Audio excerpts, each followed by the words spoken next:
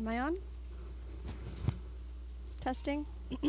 Can you hear me? Good? Okay. Today's reading will be from the Apostle Paul's first letter to the Corinthians, chapter 7, beginning in verse 1. Now concerning the things whereof ye wrote unto me, it is good for a man not to touch a woman. Nevertheless, to avoid fornication, let every man have his own wife, and let every woman have her own husband. Let the husband render unto the wife due benevolence, and likewise also the wife unto the husband. The wife hath not power of her own body, but the husband. And likewise also the husband hath not power of his own body, but the wife. Defraud ye not one the other, except it be with consent, for a time, that ye may give yourselves to fasting and prayer, and come again together again, that Satan tempt you not for your incontinency. But I speak this by permission, and not of commandment. For I would that all men were even as I myself. But every man hath his proper gift of God, one after this manner, and another after that. I say therefore to the unmarried and widows, it is good for them if they abide even as I. But if they cannot contain, let them marry, for it is better to marry than to burn. And unto the married I command, yet not I, but the Lord. Let not the wife depart from her husband. But, and if she depart, let her remain unmarried, or be reconciled to her husband, and let not the husband put away his wife. But to the rest speak I, not the Lord. If any brother hath a wife that believeth not, and she be pleased to dwell with him, let him not put her away. And the woman which hath an husband that believeth not, and if he be pleased to dwell with her, let her not leave him. For the unbelieving husband is sanctified by the wife, and the unbelieving wife is sanctified by the husband. Else were your children unclean, but now are they holy. But if the unbelieving depart, let him depart. A brother or a sister is not under bondage in such cases, but God hath called us to peace. For what knowest thou, O wife, whether thou shalt save thy husband? Or how knowest thou, O man, whether thou shalt save thy wife? We pick up again in verse 27. Art thou bound unto a wife? Seek not to be loosed. Art thou loosed from a wife? Seek not a wife. But, and if thou marry, thou hast not sinned. And if a virgin marry, she hath not sinned. Nevertheless, such shall have trouble in the flesh, but I spare you. But this I say, brethren, the time is short. It remaineth that both they that have wives be as though they had none, and they that weep as though they wept not, and they that rejoice as though they rejoiced not, and they that buy as though they possessed not, and they that use this world as not abusing it. For the fashion of this world passeth away. But I would have you without carefulness. He that is unmarried careth for the things that belong to the Lord, how he may please the Lord. But he that is married careth for the things that are of the world, how he may please his wife. There is difference also between a wife and a virgin. The unmarried woman careth for the things of the Lord, that she may be holy both in body and in spirit. But she that is married careth for the things of the world, how she may please her husband. This is the word of the Lord.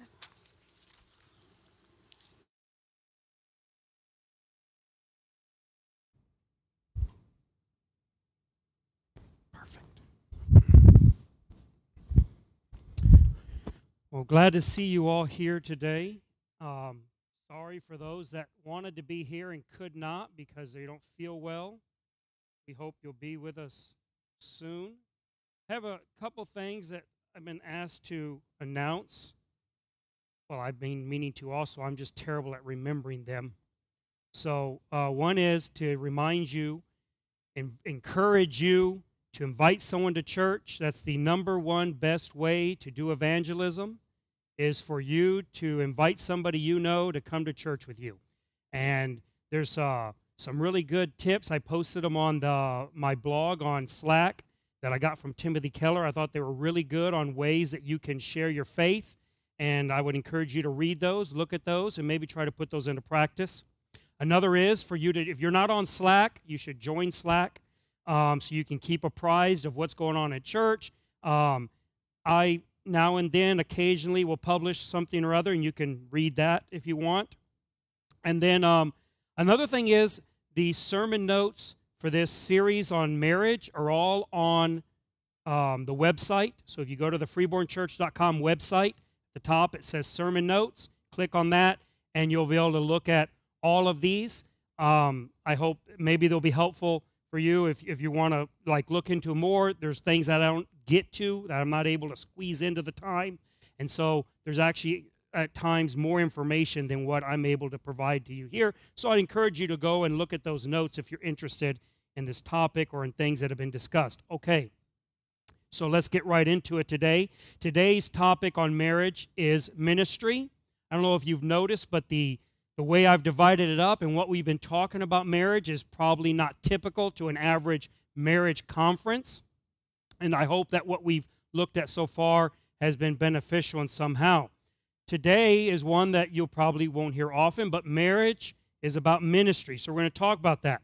But it's difficult to speak on ministry, at least for me it is, I should say that. For me it's difficult to speak about ministry in any capacity without discussing the current culture of self. So we're going to very quickly try to go through that. There's some books I would encourage you to read if you're interested in. This is a very important subject for a number of reasons, especially for evangelism. But when you talk about ministry, I just don't think we can ignore or can overlook the importance of the subject of the culture of self. There's a few books. You can look at them on the notes on the website. I'll just mention them briefly. One of them is A Secular Age by Charles Taylor. Another one by Charles Taylor is Sources of the Self. A book by Alistair McIntyre called After Virtue. There's another book by Philip Reif called The Triumph of the Therapeutic.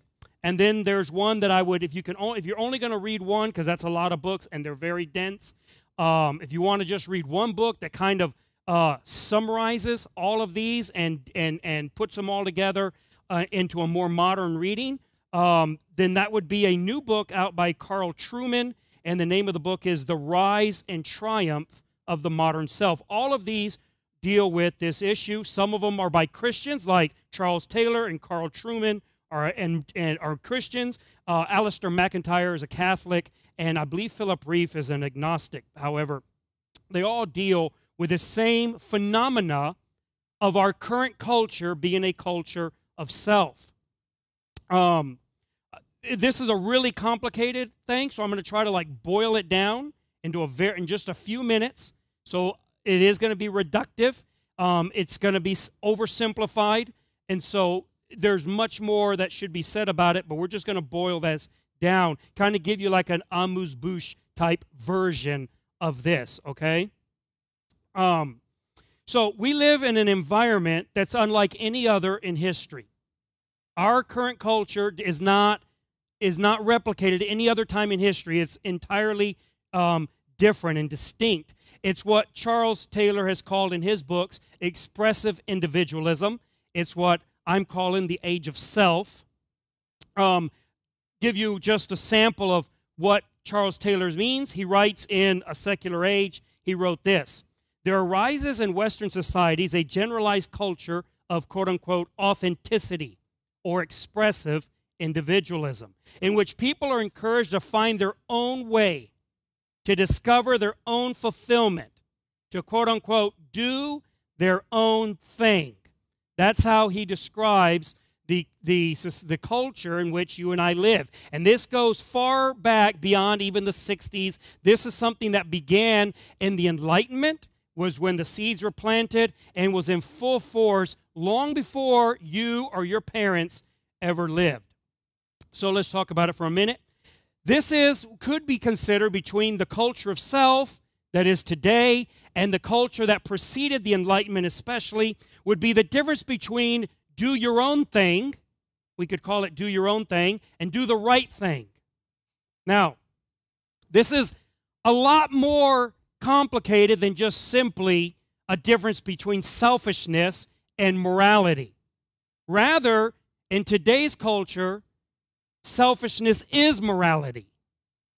That's what is moral. Now, that may sound odd, and we're still so influenced by Christianity that we're reluctant to accept that that's not only the common culture, that's you and I's culture as well. That's how we think of things. And I want to try to prove that to you very quickly, that that's actually how we contextualize the world. By doing my own thing is the right thing. That is what selfishness is morality. Okay. Now, so how could we prove that? So let me read to you or tell you a couple of sentences, and you tell me, well, you tell yourself if this resonates with you at some level. The only true wrong for the self is to be inauthentic. In other words, to not be its true self. Another way of saying that. Repressing your true, authentic self is the source of psychological damage. So if you're psychologically damaged, the reason for that is you have repressed your true self. You've allowed society to make you something you are not. And the solution to that is to express yourself authentically, to be yourself. If that resonates at any level with you, you're in the culture of self. You are selfish. Not selfish in the way you would call a little child who doesn't want to share a toy. Selfish in that self is what is important to you. How about this one? Personal fulfillment and personal completion is the object of human relationship. So the reason you get married is to be fulfilled. The reason you have children is to be fulfilled, to be completed. The reason you have friends is because they fulfill you, they complete you, they make you happy. That's our culture. And you can be sanctimonious all you want and pretend that's not you, but that's all of us. It's inescapable. This culture is not something that you go to a bookstore and you read about. You don't have to have ever read a single book. It is the air you breathe, and it's the water you drink. It's worldwide. So,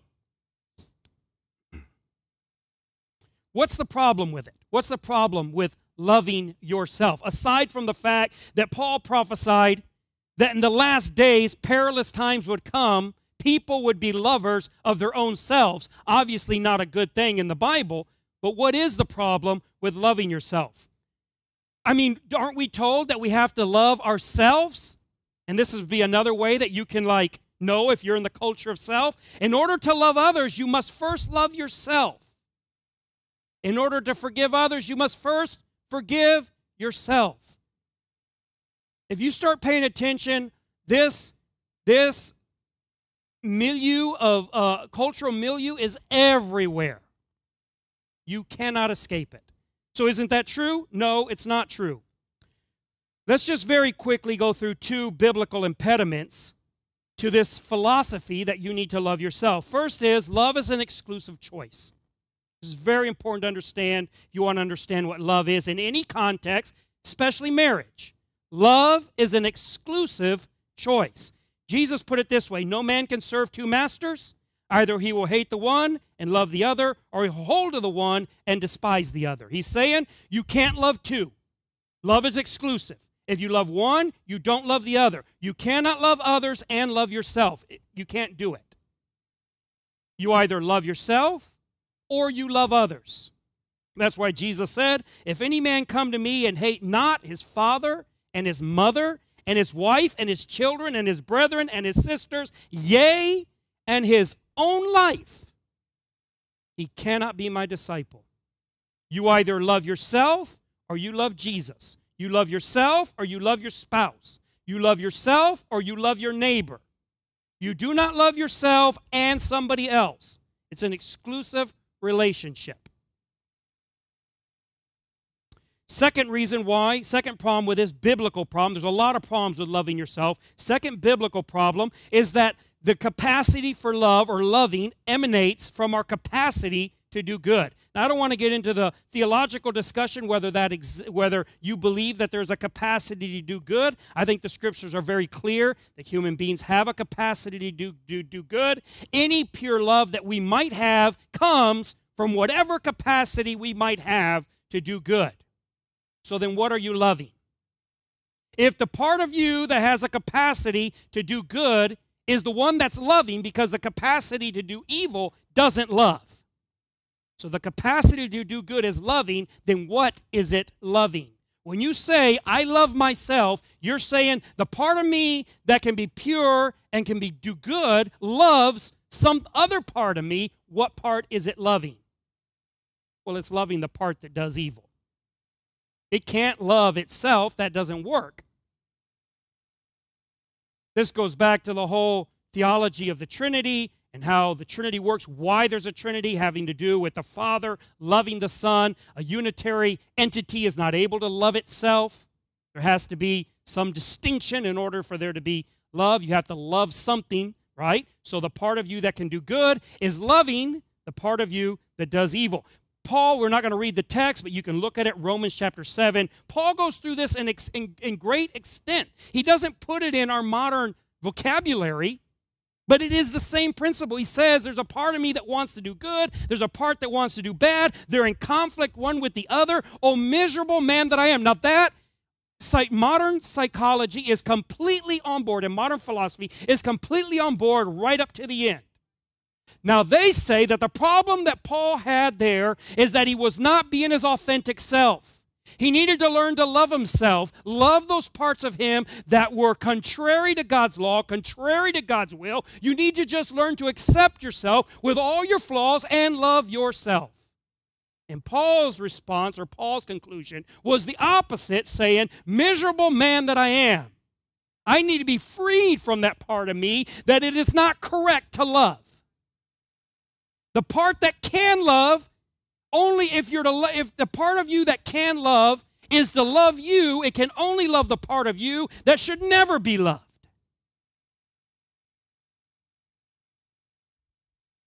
So everything in life today is ultimately and unabashedly about self. Selfishness today is the greater good.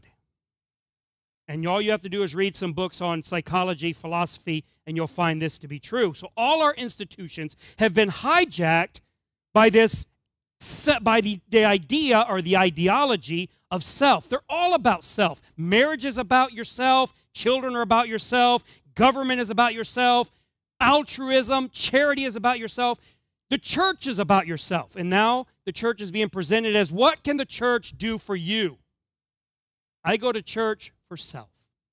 Everything is about self. This is not always the case, and when you start going back historically and you start reading historical literature, you'll find out that this was not always the case. It had nothing to do with being saved or being pious. It had to do with that the entire culture was different. They were in an honor culture, and we are in a self culture. Give you an example of this. On his way to his first inauguration, George Washington wrote in his journal the following. About 10 o'clock, I bade adieu to Mount Vernon, to private life and domestic felicity. And with a mind oppressed with more anxious and painful sensations than I have words to express, I set out for New York. I gave up all expectation of private happiness in this world. Why would anyone do that? Why would anyone assume a responsibility like what he was assuming in his mind, the presidency, if it meant giving up all your happiness? That would be the exact opposite of what our culture tells us to do. You should look for the job that makes you happy. Find something you're passionate about. Find something that highlights your strengths. These are things that we're told every day. All right. So, having said that, it's important to understand that the concept of ministry has become diffused, if not decimated completely, by this culture of self. I want you to notice that in the text that Missy read for us today, there is no sense of self there.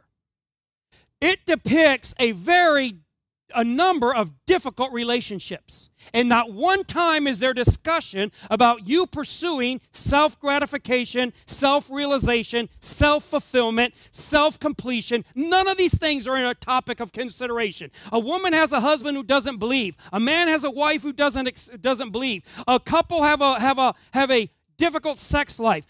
All these complications that Paul details out, he lays them out on the page. And not one time is it saying, and if it doesn't make you happy, walk away. Not one time. Now, my point here has nothing to do with divorce today. My point here is for you to understand that what Paul was explaining in this text was something very, very different than how we conceptualize everything, not just marriage. Paul was talking about ministry. And ministry is antagonistic to self by definition. Ministry is not about your needs. Ministry is about identifying and fulfilling the needs of somebody else. James puts it this way: ministry is seeing your brother in need and giving him the food or the clothing he needs. That's ministry. Ministry is what James also calls the pure religion. That is undefiled. What is it? Visiting the fatherless and the widows in their tribulation and keeping yourself spotted from this world. That's religion. It's almost impossible for us to fully comprehend this because we look at all of these institutions like government, church, marriage, children, all of them as a means for us to be fulfilled. They are to minister to us. The problem with that mindset is if everybody's expecting for everything to minister to them, who's doing the ministry?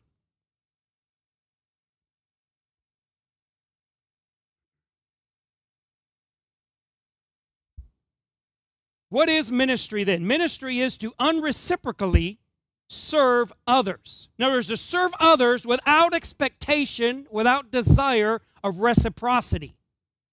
I serve you, I minister to you, I serve you, and I'm not expecting, asking, desiring for you to serve me. It's not a quid pro quo. That's why the Bible tells us that when you go to minister to people, you should minister specifically to those who cannot give back. He says, don't invite people to a party who can then invite you to their party. Invite, he says, those who have no way to in any way pay you back. Invite them. That's ministry. It's not ministry to exchange gifts. That's not ministry.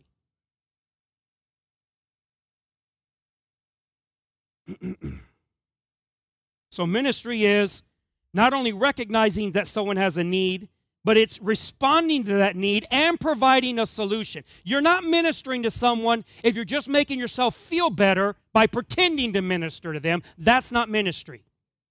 It's not ministry to drown with the drowning. That's not ministry.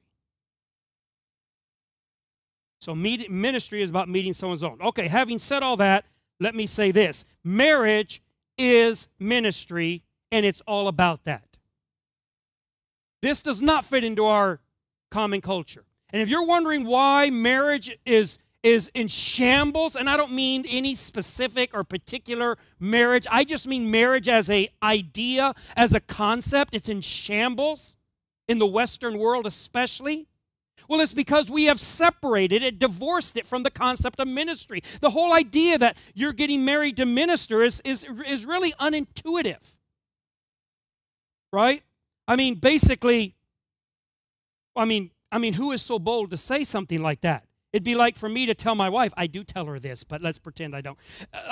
I married you for your sake. I'm the best thing that ever happened to you. I mean, isn't that what we're saying?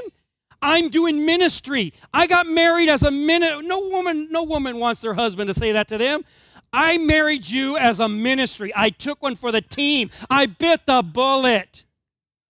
No, nobody wants that. But what's the other side? I married you for my sake. It's all about me. Well, that's no better. That's horrible too. But neither one of those is actually ministry. Neither one of those is actually ministry. That is because the age and culture of self permeates us so deeply, so totally, that we can't hardly conceptualize what it would be to actually minister to somebody. Ministry is not about how much I need you. And it also isn't about how much I can do for you. Because the problem with those is that the object in both of those is I. In ministry, the object is you, not I. It's not self. It is selfless.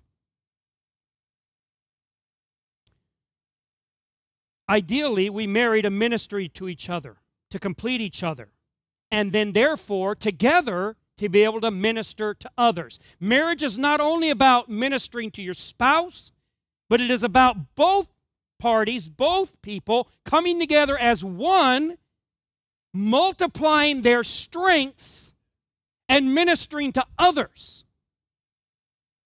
Not about, does it make me happy? Does marriage make me happy? This is the age of self we're in, where everything is gauged by that way. Which car will I buy? Whichever one makes me most happy. Never mind whether it meets my needs or the needs of my family. I think I need a 2-seater roadster because it makes me happy. Never mind that I have 3 kids in baby seats. It makes me happy. That's how we choose marriage.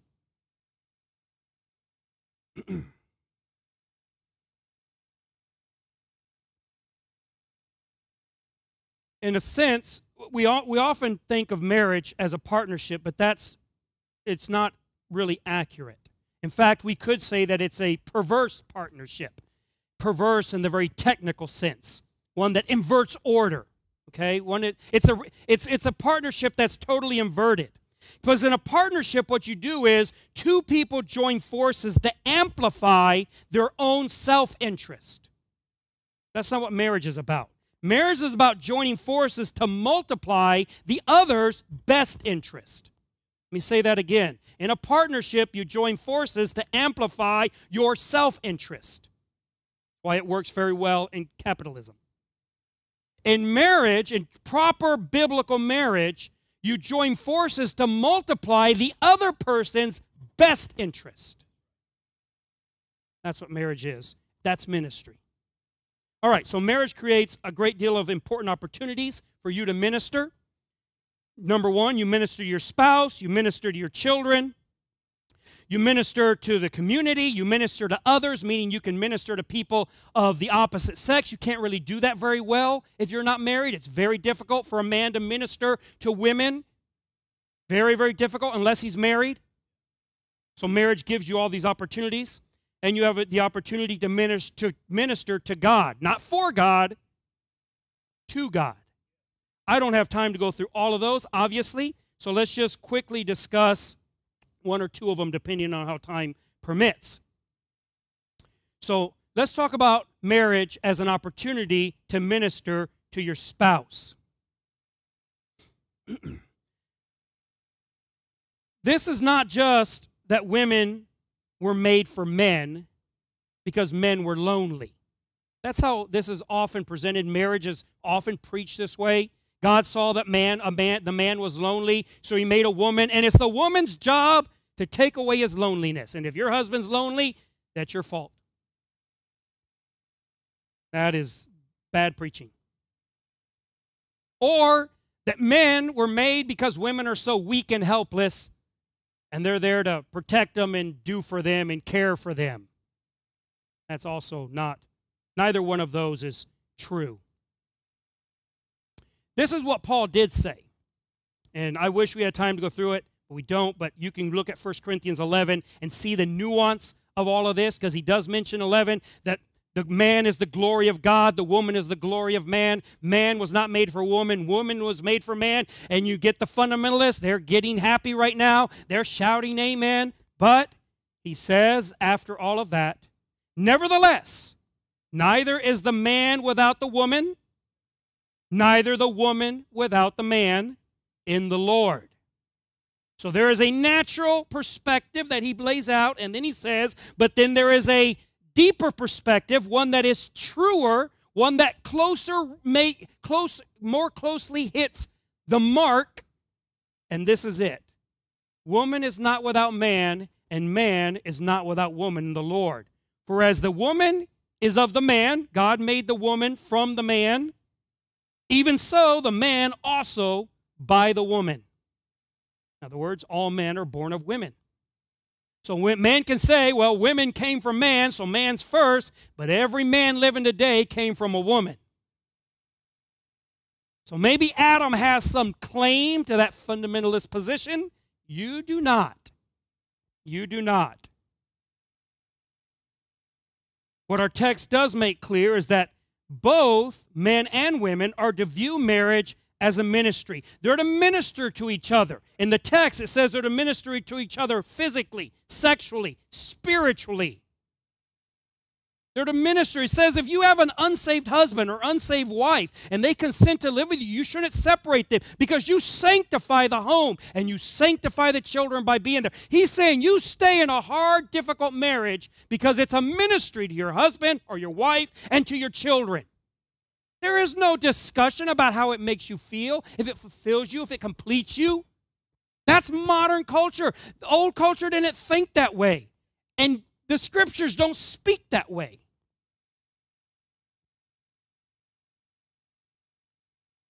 As I said, marriage is designed to multiply your strengths and to divide your weaknesses. It's an incredible thing how it does that. It multiplies your strengths and it divides your weaknesses. Your strengths get stronger and your weaknesses get weaker. In Ecclesiastes, Solomon just gives us a beautiful portrayal of this. When he says two people can't walk together except they be in agreement and all this, right? And it says they sleep together, they'll be warm if they do this. And then he puts it this way, puts it in a metaphor. He says, for a threefold cord is not easily broken. What is he saying? He's saying that when two people combine and multiply their strengths and divide their weaknesses, they become stronger, more powerful than the sum of their parts.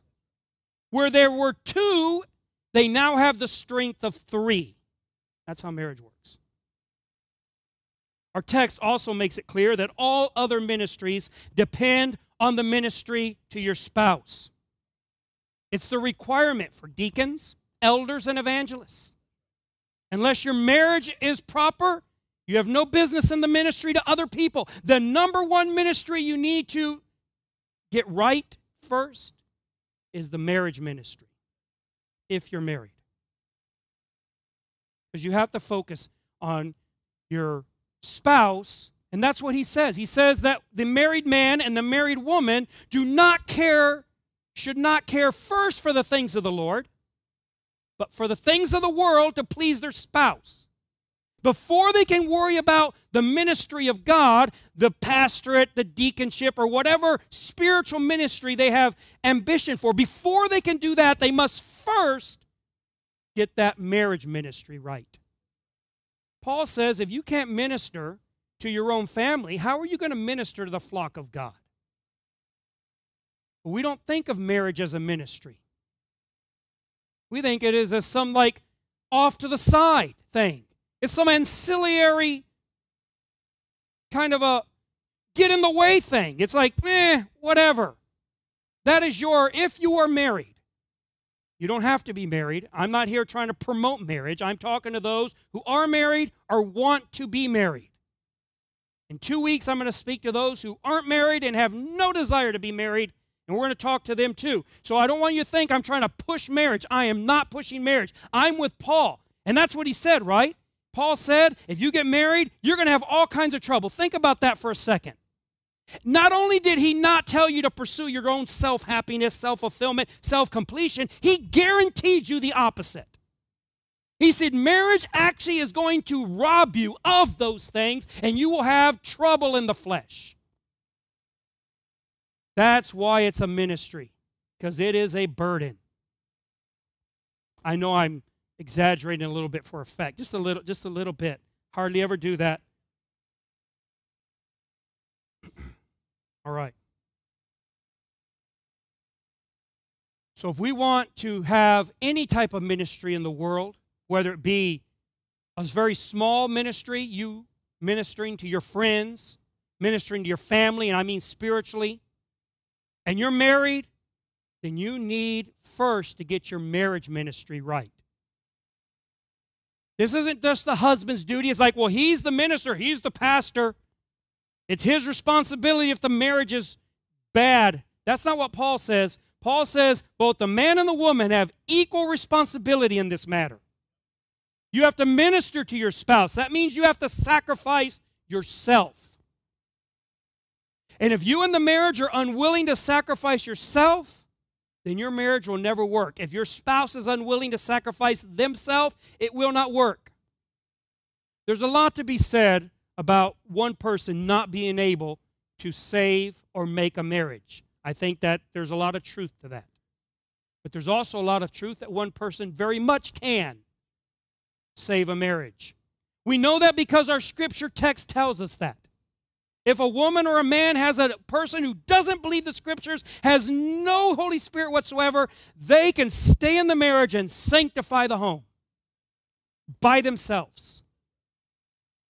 I know that because I've seen it in my own personal experience. Now, I am not here condemning anybody who has had a marriage that went bad. I'm not here. I am here to tell you, those of you who are married, do not lose hope. Don't think of it in terms of if you're happy. If that's how you're thinking, and it's nearly impossible for you and I to not think in those terms. I don't know how possible it is for even myself to take my advice. And I'm like as detached from emotionalism as anybody I know. And I still think in terms of what makes me happy. If we would have asked 400 years ago to our ancestors, does your job make you happy? They wouldn't even have a clue what we're talking about. Does your marriage make you happy? They're like, what are you talking about? Neither happy nor unhappy.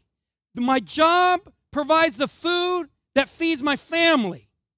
So in that sense, I guess, yes, it completes me.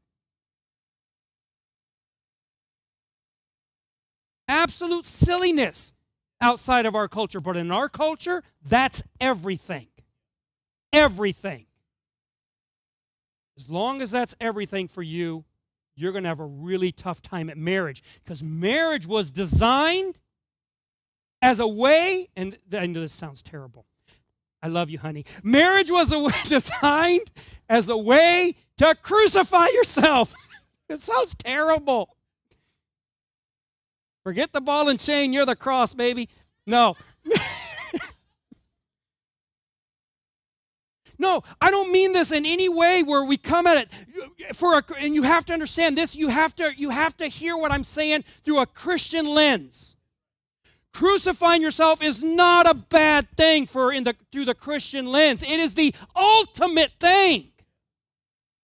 The ultimate thing. There's no greater thing for a Christian than to be like his Lord. No greater thing. So when I say that marriage was designed, it was designed for a way for you to rid yourself of yourself. Otherwise, all you would think about is self.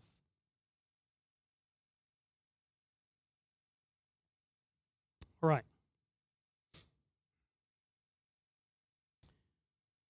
We've pointed out this whole series that ultimately marriage is a reflection. I want to keep emphasizing this. Marriage is a reflection. Our physical marriages, our temporal marriages today, those represented in this room, both current and hopeful in the future, right? All of these marriages, they reflect the reality of a real marriage, that of Christ and the church. That's the reflection of this. It's a reflection of Jesus and the sinner for whom Jesus died. Our objective in marriage is to imitate that relationship, to reflect it on earth. Even if marriage didn't work best the way I just described it, it still is the way Christians should do marriage, because that is what best reflects Christ. Say that again. Even if what I have described today for marriage was not what worked the best, it's still the way Christians should do marriage, because it best reflects Christ. But it does work the best. It does. This is not an arbitrary thing. God designed marriage specifically, purposefully, to reflect Jesus Christ and the church. And if you're going to do marriage any other way than how He designed it, it's going to be like using your cell phone to drive nails.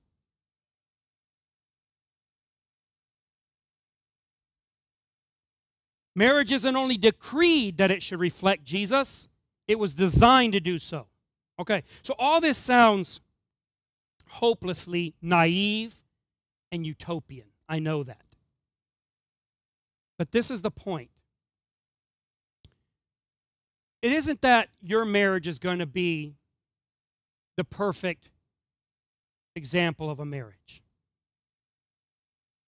You shouldn't leave here today. My purpose, my point, I don't think God's point today is for you to leave here feeling so horrible about yourself. I've been told today that I make people cry when they go home. It's not about, don't go home to cry. Every one of us here that are married, I've been married a lot of years. Number of you have been married a number of years. They'll all tell you the same thing. None of our marriages are perfect. When we look at the ideal marriage, that of Christ and the church, none of us are very good reflections. We'll tell you that right now.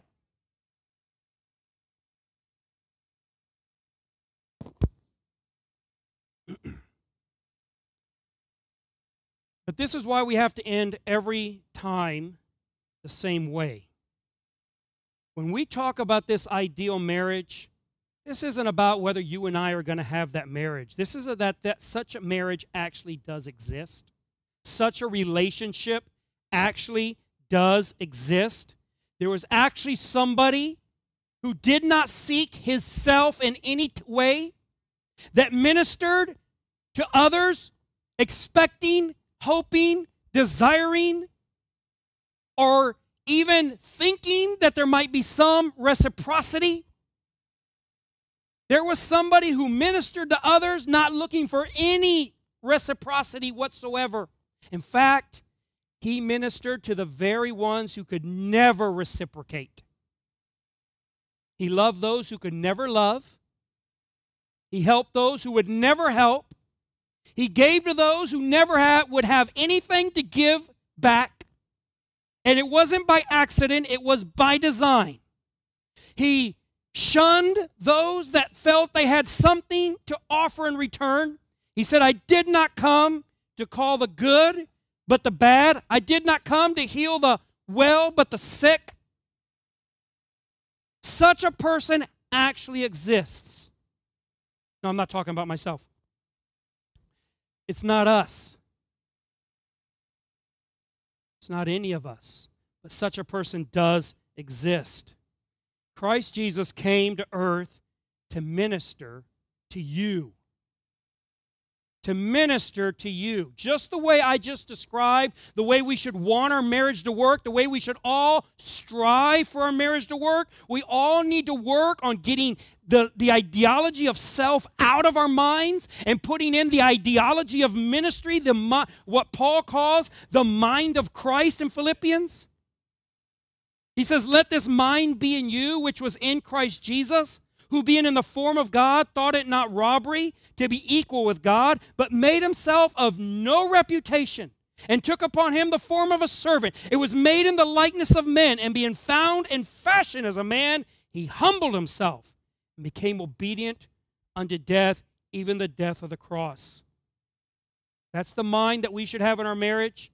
We should strive for it, but we should realize that there's only one relationship that has ever achieved this high ideal, and that's Jesus Christ and those sinners who trust in Him. Now,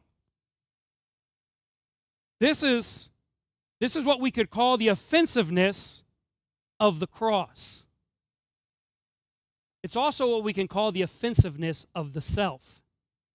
They're both equally offensive. The cross offends our self, and our self offends the cross. We often think of it as only a one-way street. But the cross is just as offended at your high view of self as your high view of self is offended at the cross. Paul says this in Galatians, I am crucified with Christ, nevertheless I live, yet not I, but Christ liveth in me. And the life which I now live in the flesh, I live by the faith of the Son of God, who loved me and gave Himself for me. Now, we all know that, but look what follows right after that. I do not frustrate the grace of God.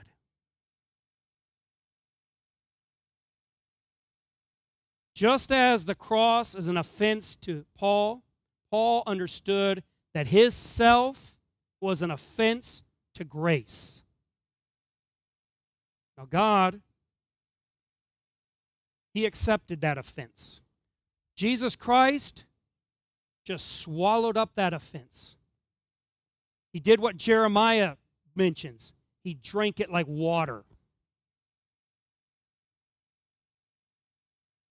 And now He's asking you if you'll take a big, long drink of offense also.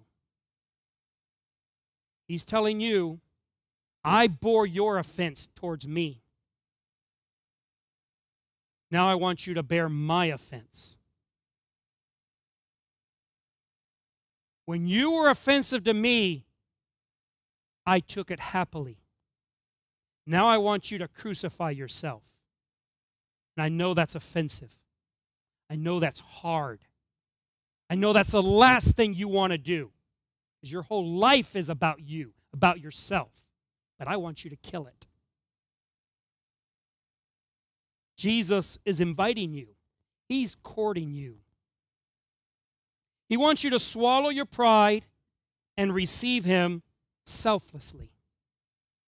In other words, there's no room for self.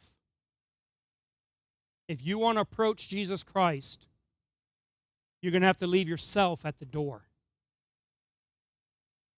Jesus says, blessed is he whosoever shall not be offended in me. There's every reason in the world for you to reject what I'm saying. I have no illusions about this. I'm not here trying to somehow sell you something. It's the worst possible sales pitch anyone could give. But this is what Jesus is saying. If you're full of self, you're not full of God. But if you'll empty yourself of yourself, make room for Christ, He'll enter in and commune with you, minister to you, and make it possible for you to minister to Him. Let's close with prayer.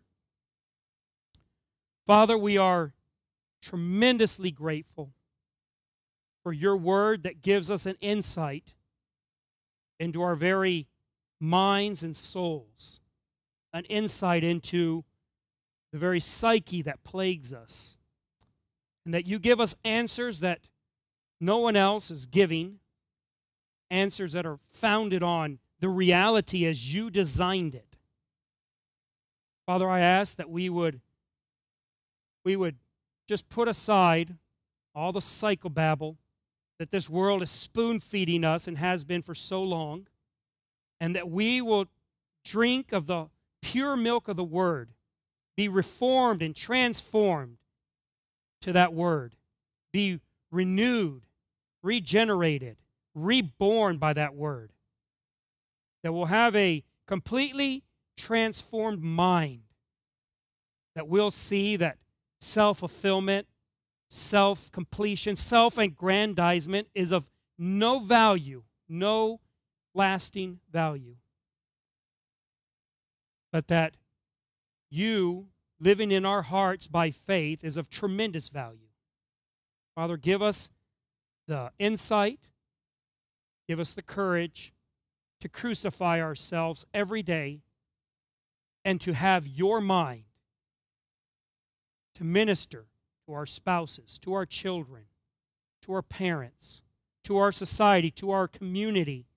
We want to become true ministers who fulfill, who complete others' needs, to be a blessing both to those around us, but especially we want to be a blessing to you. We ask these things in the powerful name of the most lowly and most exalted Savior, Jesus. See you next week.